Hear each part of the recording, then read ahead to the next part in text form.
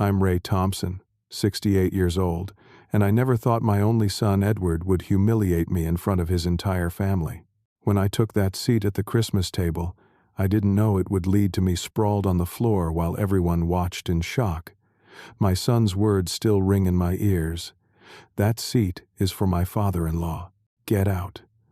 Little did he know that by morning, his phone would show 5 missed calls as he realized what happens when you push away the father who sacrificed everything. Where are you watching from today? Let me know in the comments below and hit that subscribe button to join me for more life lessons that only experience can teach. The road that led to that Christmas dinner began decades ago when my wife Marie died of cancer. Edward was only 8 years old, and suddenly I found myself both mother and father to a boy who needed stability more than anything else. I was a construction foreman back then, good at my job but not making the kind of money that provides easy comfort after a tragedy. Those first years were hard. I would drop Edward at school before sunrise so I could make it to the construction site by 6, then arrange with neighbors to watch him until I finished my shift. Often, I'd pick up extra hours on weekends, leaving my boy with my sister when I could. The exhaustion was constant, but so was my determination to give Edward everything he deserved. "Dad, when are you going to be home?" he would ask on the phone during my double shifts. The question broke my heart every time, but I always answered the same way. "Before you know it, buddy, and then we'll have the whole evening together." And I kept that promise. No matter how tired I was, we'd eat dinner together every night. I learned to cook simple meals that a growing boy would eat. On Saturdays when I wasn't working, we would fish at the local lake or work on model planes.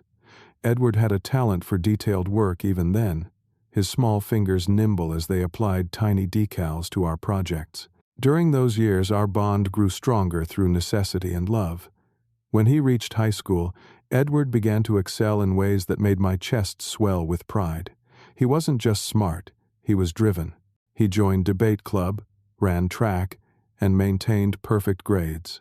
His teachers told me at every conference that he was college material, that he could go anywhere with his mind. I remember the night he showed me his acceptance letter to Princeton. We were sitting in our modest kitchen, the overhead light casting shadows on the worn linoleum floor. "Dad, I got in," he said, sliding the thick envelope across the table. I looked at the envelope, then at my son's face, shining with accomplishment and hope. "I'm so proud of you," I said, my voice thick with emotion. "Your mother would have been too." But pride didn't pay tuition bills. Even with scholarships, the cost was staggering for a construction worker supporting a household on one income. I did the only thing I could think of. I sold our family cabin in the mountains, the one my father had built and left to me. It was our vacation spot, our retreat, our connection to the past.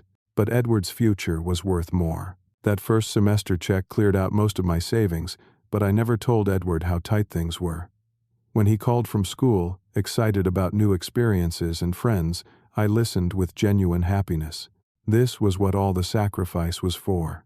It was during his junior year at Princeton that Edward met Sophia Blackwell. She was studying art history, the daughter of Gerald Blackwell, a real estate developer whose name adorned buildings across 3 states. When Edward first mentioned her, I could hear the change in his voice, a mixture of infatuation and awe. "She's incredible, Dad," he told me during a rare visit home. "Her family has a summer house in the Hamptons and a condo in Manhattan. But she's not stuck up about it. She likes me for me." I was happy for him, but worried too. Edward had never been around such wealth, and I wondered if he would feel the same pressure to measure up that I was feeling just hearing about her. Their romance was a whirlwind. Within a year of graduation, they were engaged, and I received an invitation to a wedding that would make a royal family blush. The ceremony was held at the Blackwell estate, a sprawling property with manicured gardens and a view of the ocean.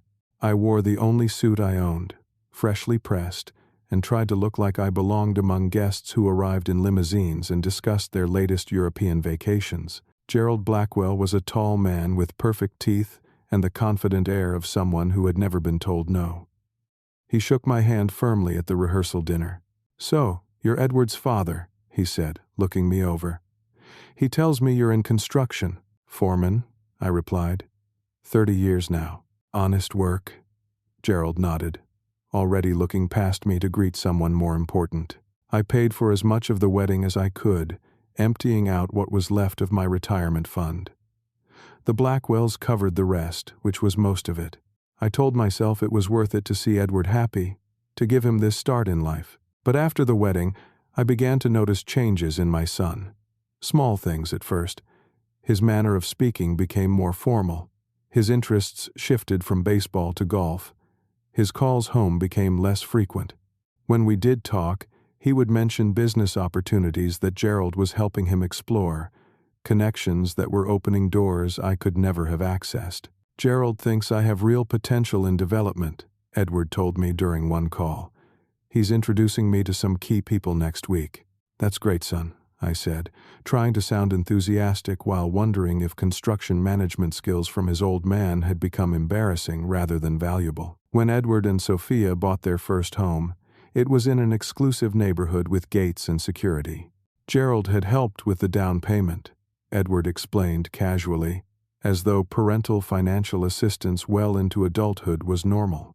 I brought a houseplant as a housewarming gift, and watched as it was placed in a corner of their pristine kitchen, looking as out of place as I felt. My grandchildren arrived soon after. Jackson first, then Lily 2 years later. I was ecstatic to be a grandfather and drove the 3 hours to their home as often as I could manage. But my visits seemed to become less convenient over time. Edward or Sophia would text last minute that they had plans, that the children had activities, that this weekend wasn't good after all. Next time for sure, Dad, Edward would promise. But next time carried the same disappointments. My retirement came with a modest pension and the small home I'd managed to pay off over the decades. It was comfortable enough for me, with a workshop in the garage where I could pursue my woodworking. But the contrast with Edward's growing mansion couldn't have been starker. 3 years passed with this growing distance. I attended a handful of awkward family gatherings where I sat quietly while Sophia's extended family dominated the conversation. Edward would give me brief attention, then drift back to Gerald's orbit, laughing too loudly at his father-in-law's jokes, adopting his mannerisms and opinions. So when the invitation came for Christmas dinner this year, I felt a flutter of hope. Perhaps the holiday spirit would warm the chill that had settled between us. Perhaps, surrounded by the trappings of family togetherness, Edward would remember what we meant to each other before wealth and status entered our lives. I could not have been more wrong. I spent weeks preparing for that Christmas visit. My budget was tight as always, but I wanted to bring gifts that would show thought rather than expense. For Jackson, I found a beautifully illustrated book about space exploration, remembering Edward mentioning his interest in astronomy months earlier. For Lily, I discovered a collection of fairy tales with artwork that reminded me of books Marie used to read to Edward. The best gift, though, was one I made myself. I'd spent months in my workshop crafting a wooden toy box, carved with the children's names and decorated with inlaid stars.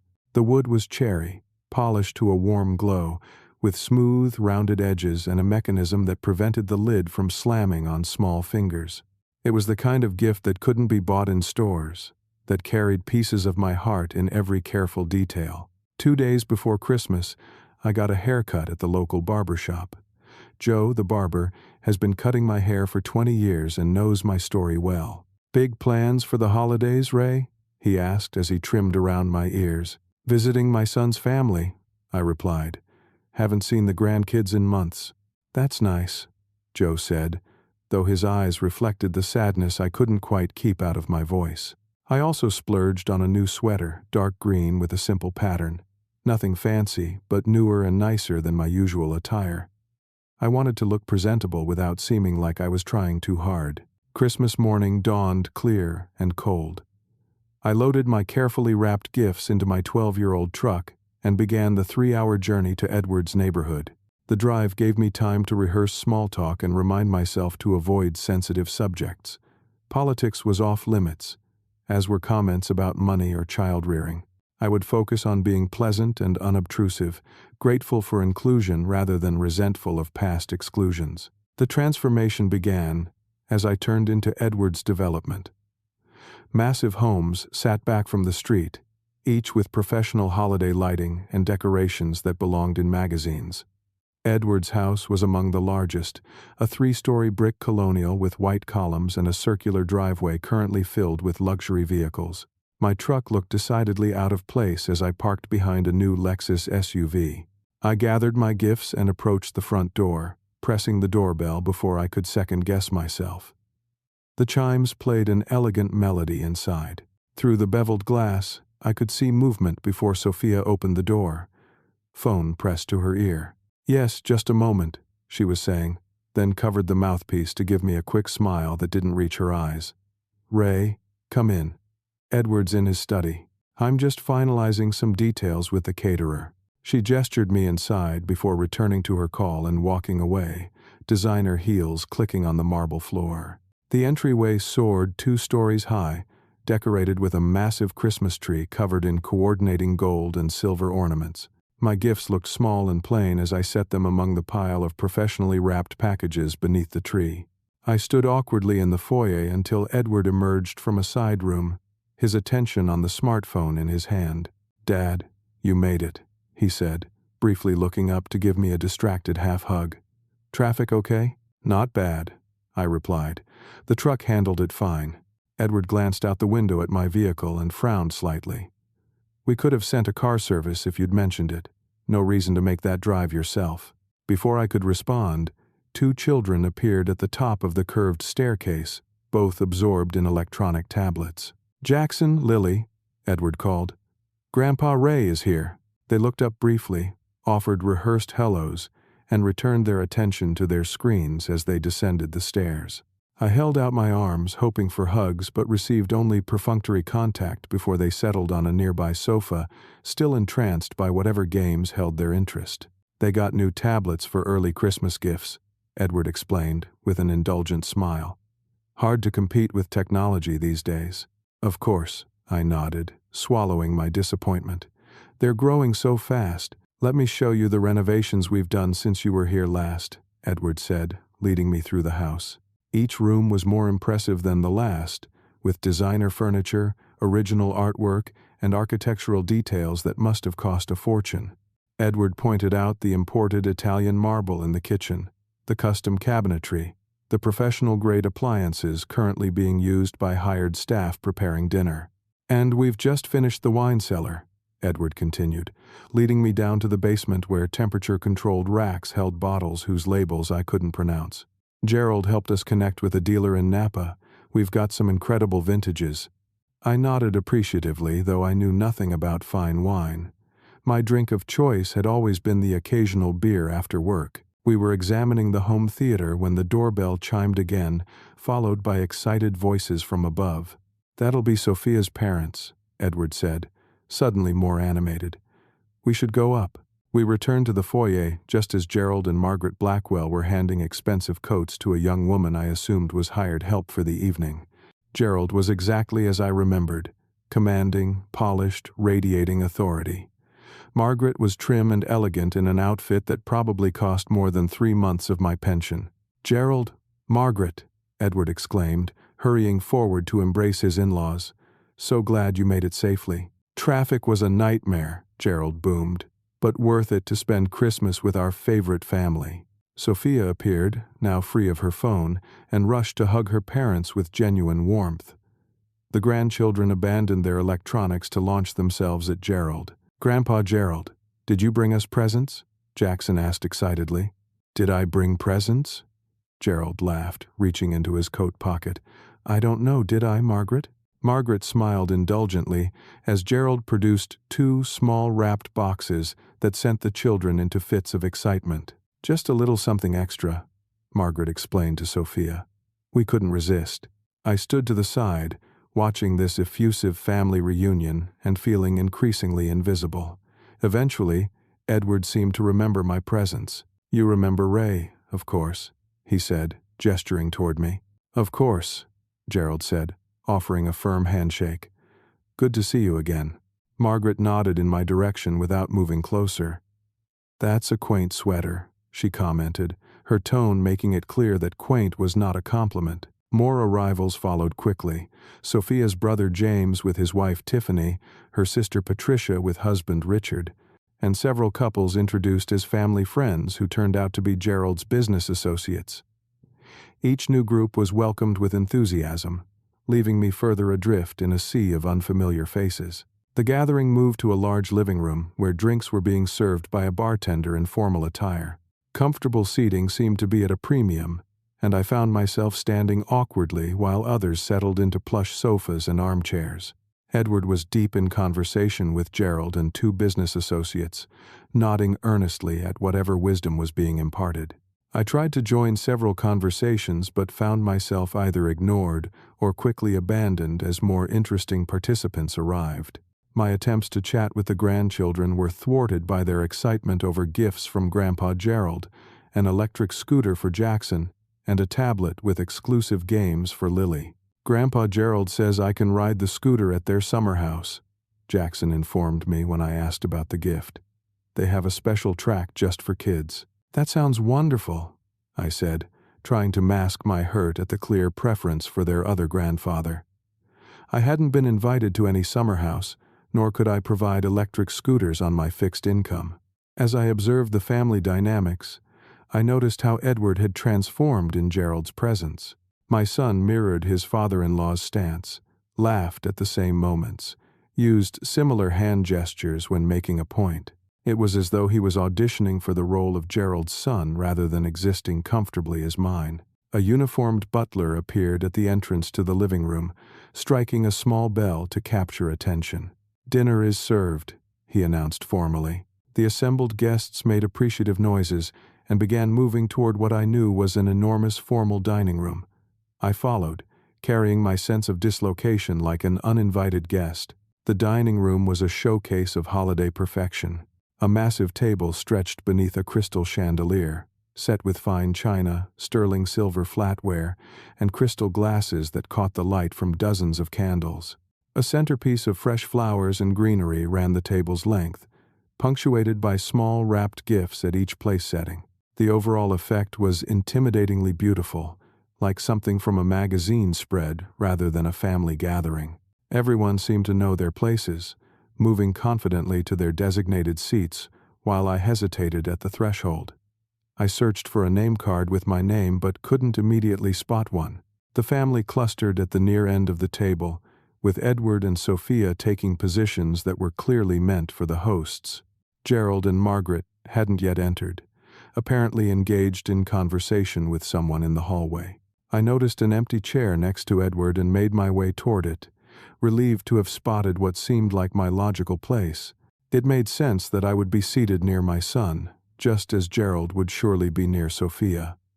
I reached the chair and set my hand on its back, preparing to pull it out. Edward's head snapped up, his eyes widening as he saw me about to take the seat. Before I could even begin to pull back the chair, I felt his hand against my chest, pushing me backward with surprising force. "What are you doing?" he hissed, his voice sharp enough to draw attention from nearby guests. Caught off guard, I stumbled backward. My right knee, which had been giving me trouble for months, buckled slightly, throwing me further off balance. I reached out to steady myself, but found only air as I continued my awkward backward momentum. The fall seemed to happen in slow motion. I was aware of conversation stopping, of faces turning toward the disruption, of my own embarrassment building even before I hit the ground. My hip struck the hardwood floor first, sending a jolt of pain up my side.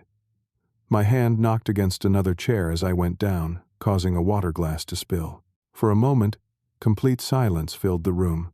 I lay there, stunned more by the public humiliation than the physical pain. Edward stood over me, his face a mask of annoyance rather than concern. "That seat is for my father-in-law," he said coldly. "Get out." As if on cue, Gerald appeared in the doorway, taking in the scene with a quick glance before proceeding to the very chair I had attempted to claim. He sat down without acknowledging what had just occurred, turning to engage the guest on his other side. Edward finally extended a hand to help me up, his grip firm but his manner clearly communicating irritation rather than remorse. Once I was on my feet, He directed me with a hand on my elbow, speaking through a tight smile. "Your seat is down at that end," he said quietly, pointing to the far end of the table where an empty chair sat isolated from the main family group. As he guided me away, I heard Sophia whisper sharply to him, "Did you have to make such a scene? Everyone is watching." Her concern was clearly about appearances, not about the fact that her husband had just pushed his father to the ground. The awkward moment hung in the air as I made my way to my assigned seat, feeling the eyes of strangers on my back.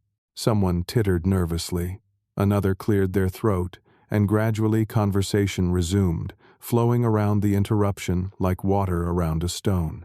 From my position at the table's end, I had a perfect view of the family gathered at the opposite side.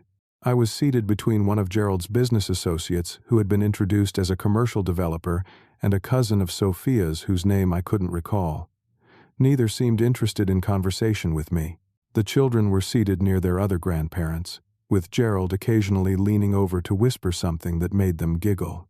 At one point, Lily pointed in my direction and said something I couldn't hear, causing both children to laugh behind their hands while looking at me. Gerald gently redirected their attention, but the sting of being the outsider deepened. My hip throbbed where it had struck the floor, but the physical discomfort was nothing compared to the ache in my chest. I quietly ate the expertly prepared food, barely tasting it as I observed the family interactions from which I was excluded. Edward was animated and engaged with everyone except me. He and Gerald discussed business opportunities with great enthusiasm, with terms like leveraged acquisition and development rights floating down the table. At one point, I distinctly heard my son say, "We should have the paperwork ready by next week. The old man has no idea what that land is actually worth." I couldn't be certain they were talking about me, but the comment registered in a corner of my mind. Margaret caught me looking in their direction and offered what might have been intended as conversation. "Edward tells us you're still in that little house in the suburbs," she said. "How quaint to stay in one place so long. We've always believed in upgrading as opportunities arise." "It suits me," I replied simply, unwilling to explain that my little house represented decades of mortgage payments and the security of debt-free retirement. "Of course," she nodded, her expression suggesting she was humoring me. "Some people prefer simplicity." The dinner conversation continued to flow around and past me. Jokes were shared that referenced events I hadn't been included in. Plans were made for future gatherings without anyone checking my availability or interest. I was physically present but socially invisible, a ghost at my own son's table. As I sat there, my hurt gradually transformed into something else. A clarity began to emerge through the fog of pain and disappointment. This wasn't a single incident but the culmination of a pattern, and I had been a willing participant by accepting each slight, each exclusion, each redefinition of my role in Edward's life. Something shifted inside me as I watched Edward laugh too loudly at Gerald's mediocre joke. I would not do this anymore. I would not continue to offer myself up for this kind of treatment, not even for the chance to be near my grandchildren. There had to be a way to maintain my dignity while still being available to Jackson and Lily. By the time dessert was served, an elaborate bouchée de Noël that drew appreciative murmurs from the guests, I had made up my mind. I would finish this meal, make a gracious exit, and then reassess everything about my relationship with my son. When coffee was offered, I declined and instead stood carefully, mindful of my sore hip. "I'm afraid I need to get on the road," I announced to no one in particular. "I have an early commitment tomorrow." Edward looked up, surprise giving way to what appeared suspiciously like relief. "So early? You don't want to stay for the gift exchange?" "I think it's better if I head out now," I replied. "Thank you for dinner." Farewells were perfunctory. Sophia remained seated, merely waving from her position beside her mother. The grandchildren were too absorbed in their desserts to do more than mumble goodbye. Gerald nodded in my direction without interrupting his conversation. Edward walked me to the door, his manner suggesting obligation rather than affection. "Drive safely," he said, holding the door open in a way that precluded any extended conversation. "We'll talk soon." I nodded, not trusting myself to speak further. The door closed behind me before I had even reached the steps. In my truck, I sat for a moment with my hands on the steering wheel, allowing myself to feel the full weight of what had just happened. My own son had physically pushed me away from his table, had sent me sprawling on the floor rather than allow me to sit near the family center. The symbolism wasn't lost on me. With a deep breath, I started the engine and pulled away from the house with its perfect decorations and imperfect relationships. I didn't look back. I drove straight to the Comfort Inn on the outskirts of town, having already booked a room for the night. I'd planned to stay over to avoid driving home late after what I'd hoped would be a warm family gathering. Now the room served a different purpose, a quiet space to process what had happened and decide what came next. Alone in the generic hotel room, I carefully removed my good clothes, noting the slight tear in my pant leg from the fall. My hip had a spreading bruise, but nothing seemed seriously injured except my pride in my heart. I sat on the edge of the bed and allowed memories to surface, no longer fighting to keep them at bay. I remembered Edward as a little boy, his hand trustingly in mine as we crossed streets. I recalled teaching him to ride a bicycle, my back aching from running bent over behind him, ready to catch him if he fell. Images of school performances, baseball games, and quiet nights reading together flooded back, punctuated by the more difficult memories of selling precious family possessions to fund his education. The most painful memory was of the day I sold my father's land to pay for Edward's first semester at Princeton. The property had been in our family for generations, 40 acres of seemingly useless scrubland that my grandfather had purchased during the Depression. It held sentimental value but little else, or so I'd thought. I remembered signing the papers at the bank, thinking of it as an investment in Edward's future rather than a loss of my past. A recent newspaper article surfaced in my thoughts. I'd glanced at it weeks ago but hadn't connected the dots. Something about development plans for the county, including areas near my remaining property, the 20 acres I'd held on to because it contained the small fishing pond where Edward and I had spent countless Saturdays during his childhood. With suddenly trembling hands, I reached for my phone and dialed a number I rarely used. Frank Wilson had been my attorney for decades, handling my simple will and the occasional contract review. More importantly, he'd been my friend since high school. I glanced at the clock as the phone rang. 10:30 on Christmas night. Too late for a normal call, but Frank would understand when he heard my voice. "Ray?" Frank answered on the fourth ring, concern evident in his tone.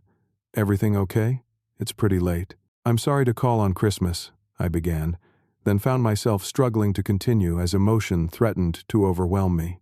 "What's wrong?" Frank asked, fully alert now. "Are you hurt?" "Not physically," I managed. "I need to ask you about something. That land I still own, the 20 acres with the pond. Has anyone approached you about it?" There was a pause, long enough to tell me everything before Frank even spoke. "I've been meaning to call you about that," he said carefully. "There have been some inquiries. From developers?" "Yes. Pretty substantial offers, too. I was gathering the details before bringing them to you. How did you know?" I ignored his question, pressing forward with my own. "Frank, what's happening in that area? Why the sudden interest in land nobody's wanted for 70 years? Frank sighed heavily. "The Westridge Mall development was approved last month. They're putting in a major shopping center and entertainment complex about a mile from your property. Land values in the whole area have skyrocketed." My mind raced, connecting pieces I should have seen earlier. "How much are we talking about, Frank?" The initial offer was $3 million. I was negotiating for more, given the location relative to the planned access roads. The number hit me like a physical blow. $3 million for land I'd been paying minimal taxes on for decades, land I'd kept purely for sentimental reasons. "There's something else," Frank continued, his voice taking on an edge I rarely heard. "One of the development companies making an offer is Blackwell Commercial Properties. They've been particularly aggressive. Gerald's company." The connection was unmistakable now. "And Ray," Frank added reluctantly, "the contact person for the Blackwell offer is Edward. Your Edward." The final piece clicked into place. Edward knew. My son knew about the value of my land and hadn't said a word to me. Worse, he was actively working to acquire it, presumably at the lowest possible price. "How long has Edward been contacting you about this?" I asked, my voice steady despite the turmoil inside. "The first call came about 6 months ago. He said he was representing the company but would make sure you got a fair deal. I told him I'd have to discuss any offers directly with you, but he kept saying he'd talk to you himself." "He never did," I said flatly. "I suspected as much," Frank replied. "That's why I was gathering all the information to bring to you directly. Ray, there's more. I've seen survey teams on your property twice in the past month. When I questioned them, they had permits supposedly signed by the owner. I never signed anything." "I know," Frank said grimly. "That's why I was planning to come see you right after the holidays. Something didn't feel right." My mind flashed to Edward's comment at dinner about paperwork and the old man not knowing what his land was worth. The betrayal cut deeper than the physical push ever could. "Frank, I need to meet with you as soon as possible. Not just about the land offers. I need to make some changes to my will and set up some other arrangements." "I can meet you first thing tomorrow," Frank offered immediately. 9 o'clock at the hotel restaurant? I know you always stay at the Comfort Inn when you visit Edward. "I'll be there," I agreed. "And Frank, thank you." After hanging up, I spent a sleepless night reviewing my life and my options. I found myself looking through old photos stored on my phone. Edward's graduation, his wedding, the grandchildren's births. I lingered over images of happier times, trying to understand how we had reached this point. Near dawn, I came across a folder of scanned documents I'd digitized years ago during a decluttering project. Among them were childish drawings Edward had made, cards for Father's Day with wobbly handwriting professing love and gratitude, letters from college expressing appreciation for all I'd sacrificed. "You're the best dad anyone could ask for," one letter read. "I hope I can make you proud and someday repay all you've done for me." The contrast between those sentiments and today's reality was stark. Somewhere along the way, Edward had lost sight of our relationship, had redefined success in terms that left no room for acknowledging his origins. In gaining a wealthy father-in-law, he had decided his actual father was disposable. As morning light began to filter through the hotel curtains, I reached clarity. This situation presented not just a crisis but an opportunity, a chance to potentially reshape my relationship with Edward and secure my own future. This wasn't about revenge. It was about respect and responsibility. I spent the early morning hours making notes, researching options on my laptop, and drafting an emotional but clear letter explaining the decisions I was about to make. By the time I showered and dressed for my meeting with Frank, I had a comprehensive plan.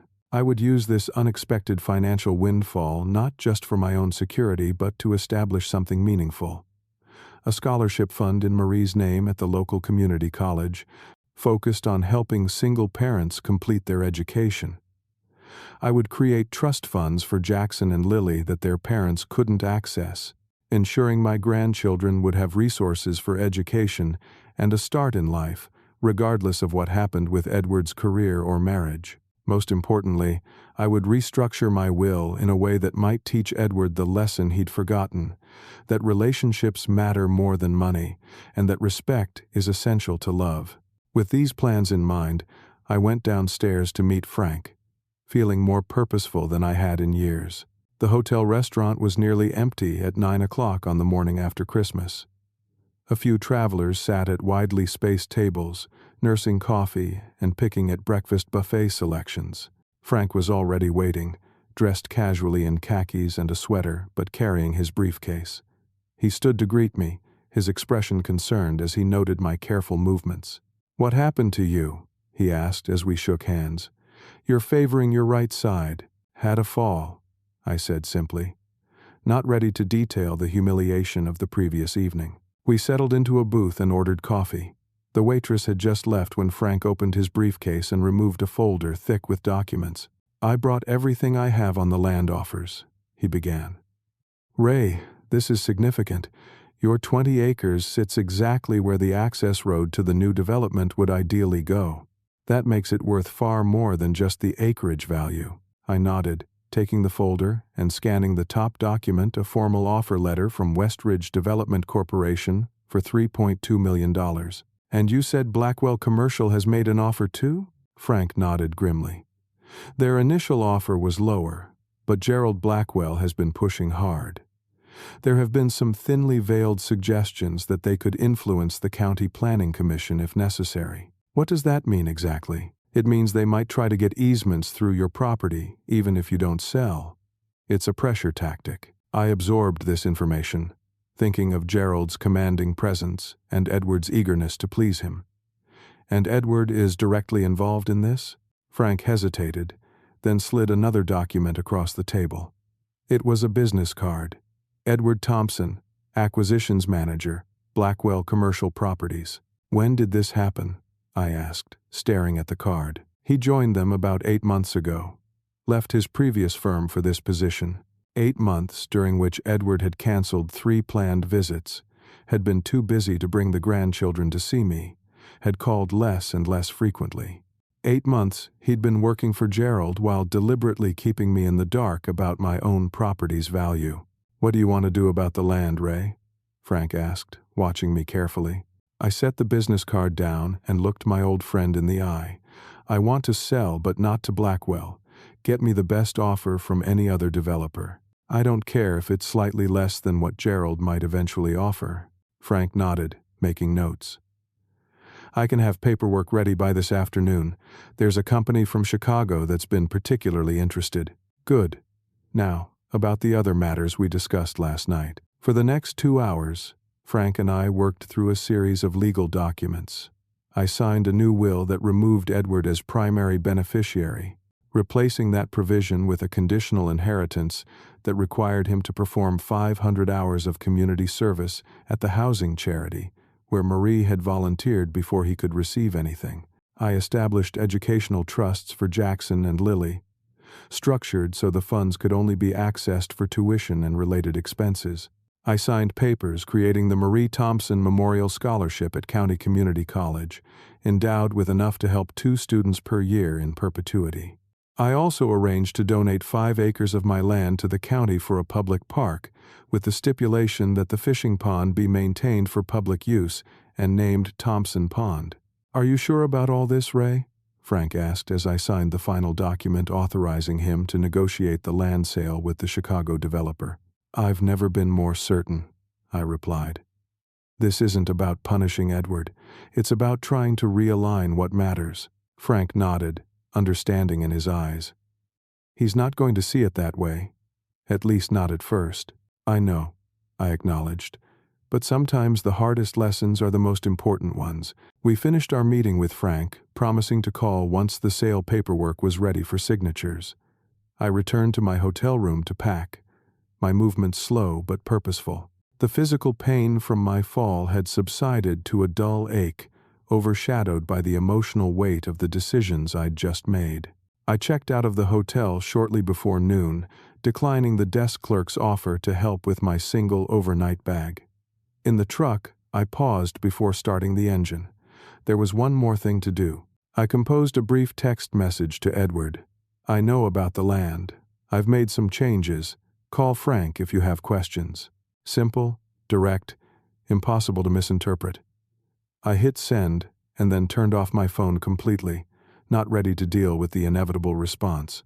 I drove to a small diner on the outskirts of town, one I'd visited occasionally during previous trips to see Edward.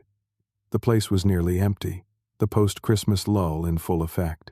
I ordered a club sandwich and coffee, then sat contemplating what would happen when Edward received my message. He would be shocked, then angry. He would call repeatedly, then perhaps try to come find me. When he couldn't reach me, he'd eventually contact Frank and learn what I had done. The scholarships, the trusts, the park donation, none of those would upset him. But selling the land to a competitor of Gerald's company, that would create significant problems for his standing with his father-in-law. For a moment, doubt crept in. Was I being too harsh?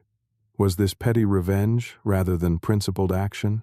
I thought again of being pushed to the floor, of "get out" spoken in my son's cold voice.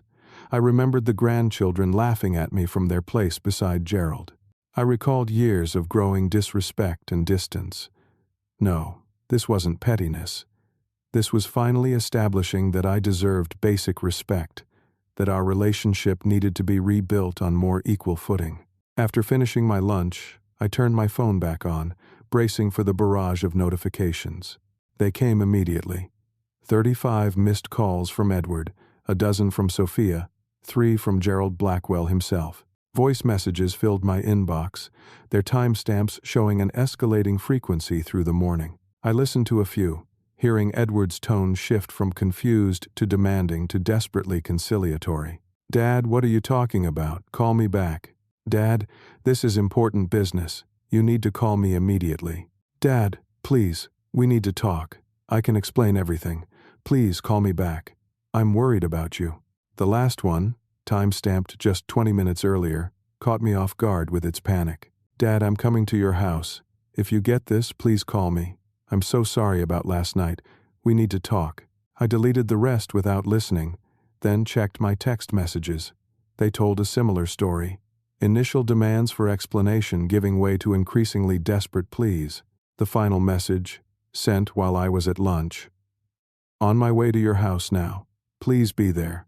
Edward was driving to my home, 3 hours away. He must have left shortly after receiving my text. Despite everything, I felt a twinge of concern. Edward sounded genuinely upset, though whether from worry about me or concern about his business prospects remained unclear. I decided to make one stop before heading home, Sweet Dreams Ice Cream, a shop that made Jackson and Lily's favorite flavors according to Edward's rare updates about their preferences. I purchased pints of chocolate chip cookie dough and strawberry to keep in my freezer for a visit that might now never happen. As I continued the drive home, I felt an unexpected lightness. For the first time in years, I had taken back control of my life, rather than passively accepting whatever scraps of attention Edward chose to give me. The decisions I'd made today would secure my financial future, create a meaningful legacy for Marie, protect my grandchildren's educational opportunities, and possibly even give Edward the wake-up call he so desperately needed. Whether he would respond with genuine reflection or simply greater resentment remained to be seen. But I was finally ready to find out. When I turned onto my street 3 hours later, I immediately spotted Edward's black BMW in my driveway. Sophia's white Lexus SUV was parked behind it. They had beaten me home, having likely driven well above the speed limit the entire way. I parked at the curb, took a deep breath, and prepared to face whatever came next. Edward and Sophia were sitting on my small front porch when I pulled up, both rising quickly as I exited the truck. Edward's normally perfect appearance was disheveled, his expensive sweater wrinkled, his hair uncombed. Sophia stood slightly behind him, her designer boots and coat absurdly formal against the backdrop of my modest home. "Dad!" Edward called, rushing down the steps toward me. "Where have you been? We've been calling for hours." I noted the shift in his demeanor from last night. Completely gone was the cold dismissiveness, replaced by an almost frantic concern. As he reached me, he attempted an awkward hug, pulling back to examine my face. "Are you okay? You look tired." "We were worried sick." Behind him, Sophia forced a smile. "Your home is so charming, Ray. So cozy." The insincerity was transparent. 24 hours ago, neither of them would have described anything of mine as charming. "I'm fine," I said calmly. "Just drove back from the hotel. Let's go inside. It's cold out here." I moved past them to unlock my front door, aware of their exchanged glances. Inside, I hung up my coat and offered to make coffee, maintaining the ordinary rituals of hospitality despite the extraordinary circumstances. "Coffee would be great, Dad," Edward said too enthusiastically. "Can I help you with anything?" "I've got it," I replied, moving to the kitchen while they settled awkwardly in my living room. From the kitchen, I could hear their whispered conversation. "This is your fault," Sophia hissed. "If you hadn't pushed him last night—" "I didn't mean to push him that hard," Edward whispered back. "He was taking Dad's seat. What was I supposed to do? Maybe not humiliate your father in front of everyone? God, Edward, if he's really sold that land to someone else?" I returned with 3 mugs of coffee, interrupting their conversation. Sophia immediately switched to a bright smile. "Thank you, Ray. Your home really is lovely. Edward talks about growing up here all the time." I nearly laughed at the obvious lie. Edward hadn't mentioned this house with anything but embarrassment for years. "What's going on, Dad?" Edward asked, leaning forward with forced casualness. "Your text was pretty cryptic. Something about the land and making changes?" I took a sip of coffee, using the moment to gather my thoughts. "Yes, the 20 acres with the pond. Apparently, it's become quite valuable recently." "Something about a shopping mall development?" Edward swallowed hard. "Well, yes, there's been some interest in the area. I was going to talk to you about it." "When?" I interrupted. "After you had the paperwork ready? After convincing me to sell for less than market value to your father-in-law's company?" That's not what Edward began, then stopped at my raised eyebrow. "Okay, yes. Blackwell Commercial is interested in the property. And yes, I've been handling the acquisition. But Dad, I was going to make sure you got a fair price." "According to whom?" I asked. "Gerald? The same man who's had survey teams on my property without my permission? The same company that's been making lowball offers through Frank while you pretended to know nothing about it?" Edward's face paled. "Frank told you everything?" "He did. And I've made some decisions based on that information." Edward and Sophia exchanged alarmed glances. "What kind of decisions?" Sophia asked cautiously. "I'm selling the land," I said simply. "The paperwork should be ready this afternoon." "To whom?" Edward asked, tension evident in every line of his body. "Chicago Midwest Developers, I believe. Frank is handling the details." "Dad, no!" Edward burst out, any pretense of calm vanishing. "You can't sell to them. They're Gerald's biggest competitors in this region. He's counting on securing your parcel to complete the access road design." "Is that why you pushed me last night? To stay in Gerald's good graces?" The direct question silenced Edward momentarily. "That's not fair," he finally said. "Last night was a mistake. I was stressed about the dinner, and when I saw you about to sit in Gerald's chair, you chose him over me," I finished. "Not just last night, Edward. For years now." "That's not true," he protested weakly. "When was the last time you brought the kids to visit? When was the last time you called just to talk, not because you needed something? When was the last time you asked about my life instead of talking about Gerald's latest business triumph?" Edward had no answer.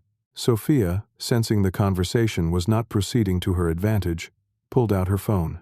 "I should call Daddy," she said. "He can fix this. He'll make you a better offer right now, Ray." "Please don't," I said firmly. "My decision isn't about the money, it's about respect." "What does that mean?" Edward asked, genuine confusion in his voice. "It means I've made other changes too. I've revised my will, established trusts for the grandchildren, and created a scholarship fund in your mother's name." "You did what?" Edward looked stunned. "The trusts will ensure Jackson and Lily have money for college and a start in life, regardless of what happens with your career or marriage. The scholarship will help single parents at the community college. And the will, well, you'll need to earn your inheritance now." "Earn it? What are you talking about?" 500 hours of community service at your mother's housing charity before you receive a penny.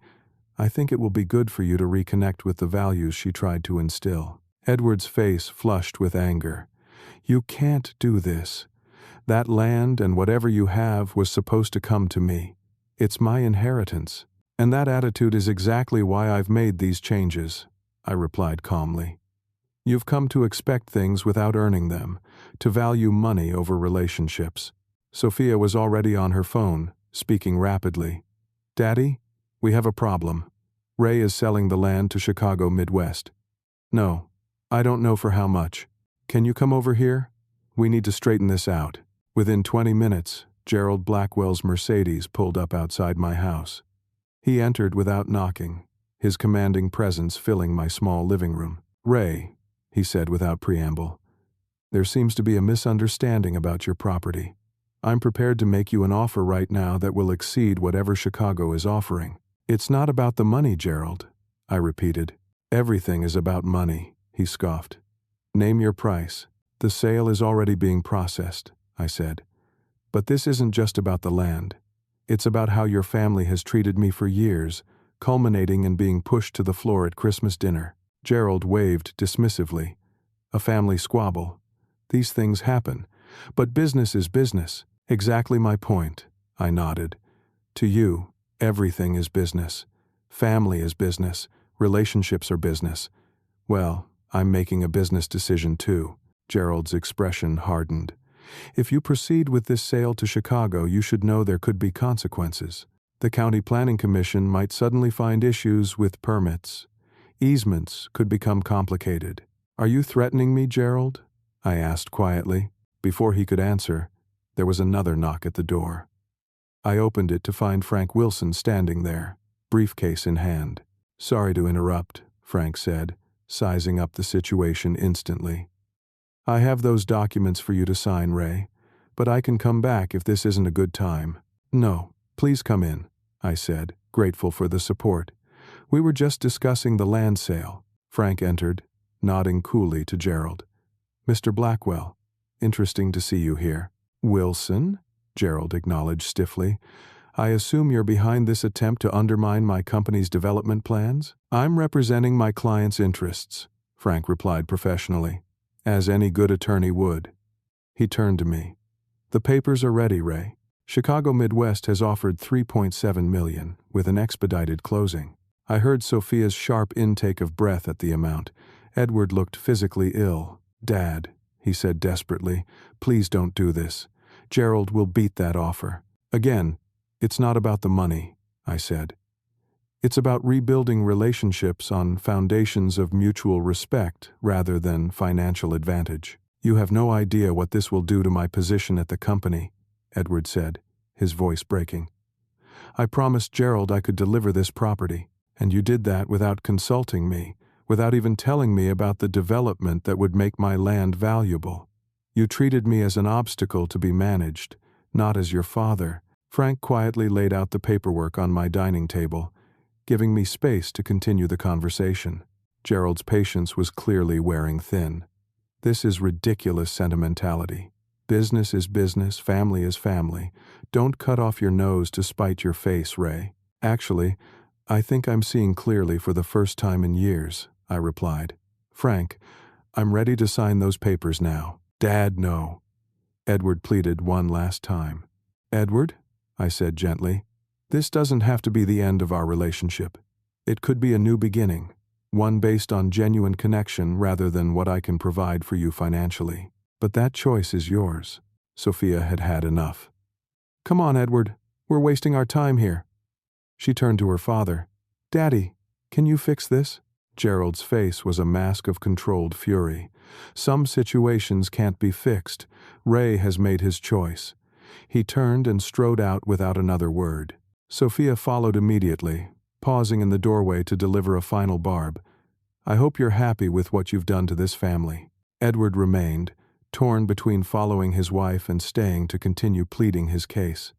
The inner conflict played visibly across his features. "What happens now?" he finally asked, his voice small. "That depends on you," I said. "I've made my decisions. The land sale, the trusts for the children, the scholarship, these are done. But our relationship can still be saved if you're willing to put in the work." "By doing community service to earn my inheritance?" he asked bitterly. "No," I corrected him. "By remembering who you really are beneath all of Gerald's influence. By reconnecting with the values your mother and I taught you. The inheritance condition is just a mechanism. What I really want is my son back." Edward's eyes filled with tears for the first time. "I don't know if I can stand up to them," he admitted. "To Sophia and Gerald. My whole life is built around their world now." "Then you have some difficult choices ahead," I said honestly. "But know that whatever you decide, I'll still be here. Not as a doormat to be walked on or a resource to be exploited, but as your father who loves you enough to tell you the truth." Edward nodded slowly, wiped his eyes, and walked to the door. "I need to think," he said, "about everything."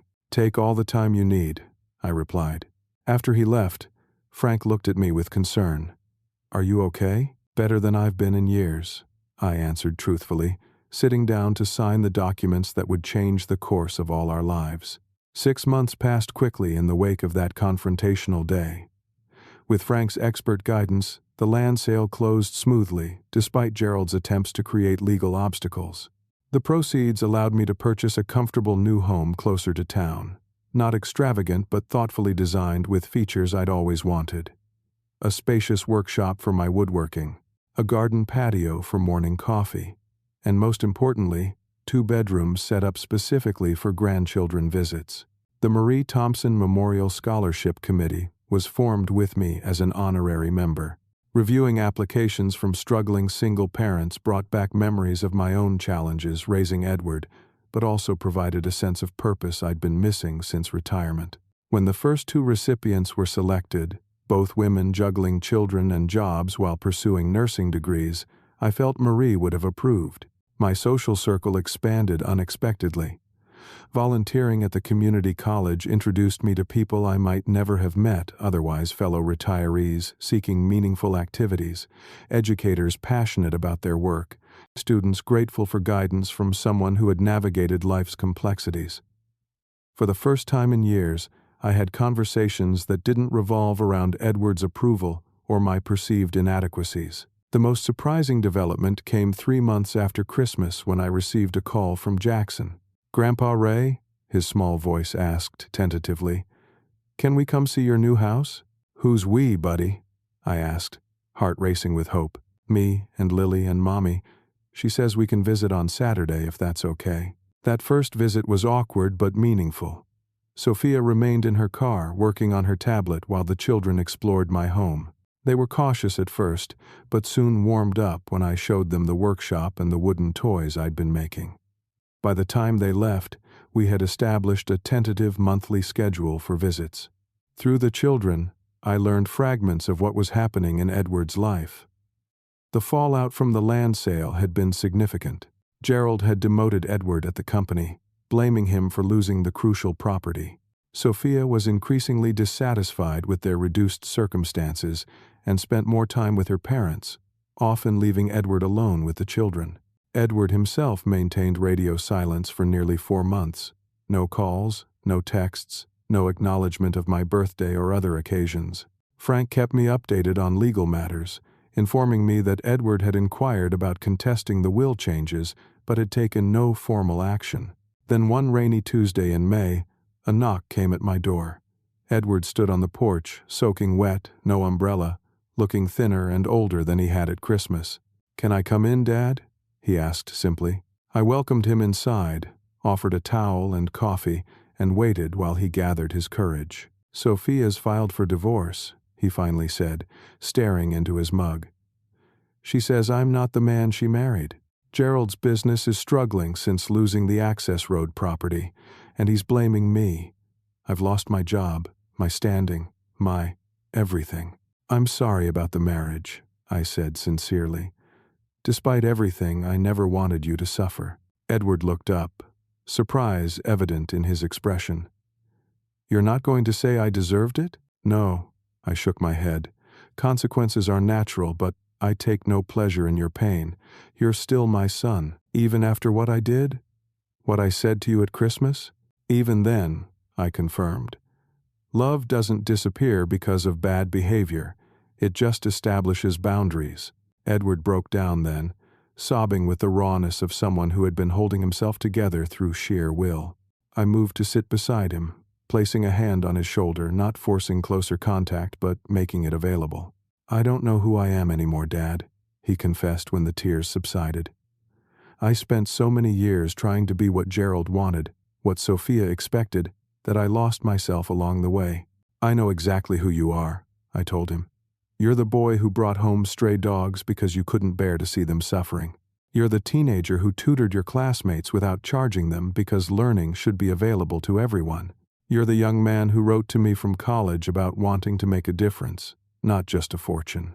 "I'd forgotten all of that," Edward admitted. "It's still there," I assured him, "just buried under years of different priorities." That first visit ended with no dramatic reconciliation, just a tentative plan to meet again the following week. Edward had a long journey ahead, rebuilding his life without the Blackwell influence and resources he'd come to depend on. Our relationship healed slowly, with careful steps on both sides. I maintained clear boundaries, refusing to provide financial bailouts, but offering emotional support and practical advice. Edward began working with a therapist to understand how he had drifted so far from his core values. The community service requirement in my will became not a punishment but a pathway. Edward began volunteering at Marie's housing charity, initially to fulfill the inheritance condition, but continuing because he found meaning in the work.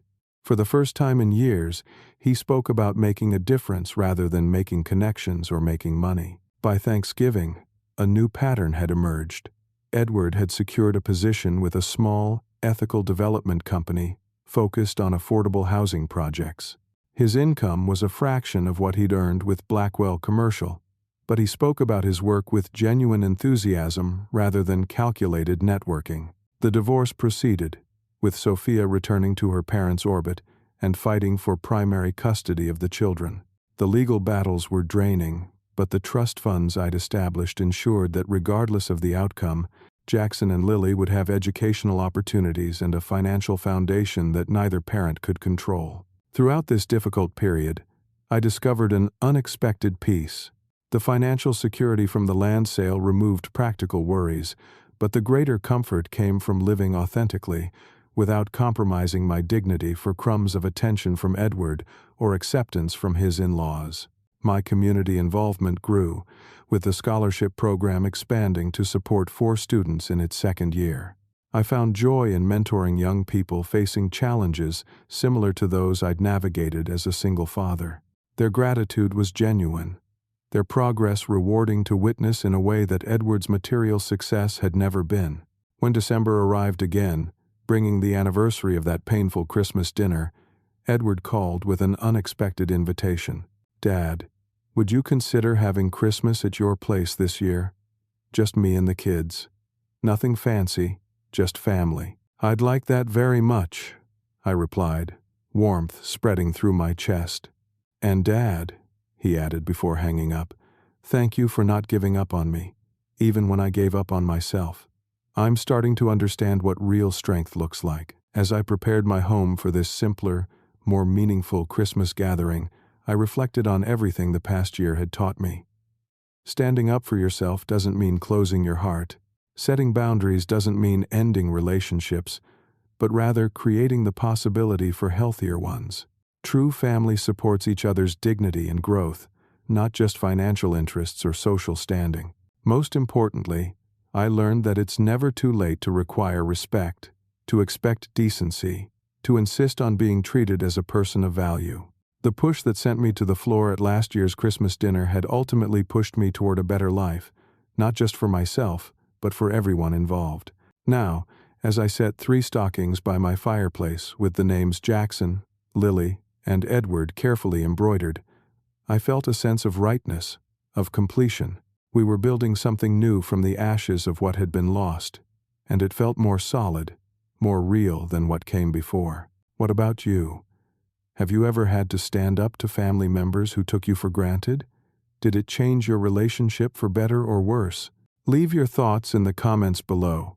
And if this story resonated with you, please like, subscribe, and share it with someone who might need to hear that it's never too late to require respect from those closest to you. Thank you for spending this time with me today, and remember that sometimes the greatest gift we can give ourselves is the courage to say enough with love in our hearts.